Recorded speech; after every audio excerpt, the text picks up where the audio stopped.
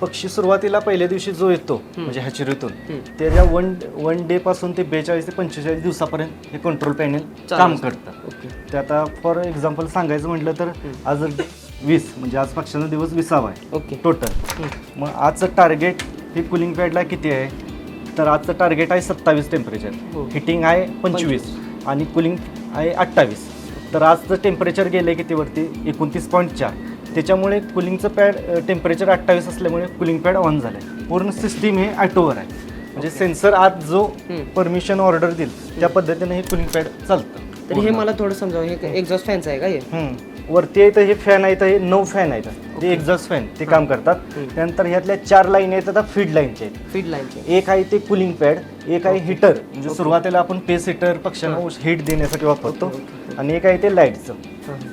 तर हा total feed, exhaust fan, temperature, all the things म्हणजे पाणी वगैरे असेल सगळं इथूनच चालतं ऑपरेटर. हां, इथंच ऑपरेटर होतो. ओके. तुम्हाला जर हा संपूर्ण व्हिडिओ बघायचा असेल तर आत्ताच कमेंट्समध्ये फायर इमोजी टाका, त्याची लिंक तुमच्या DM मध्ये आपोआप येऊन जाईल.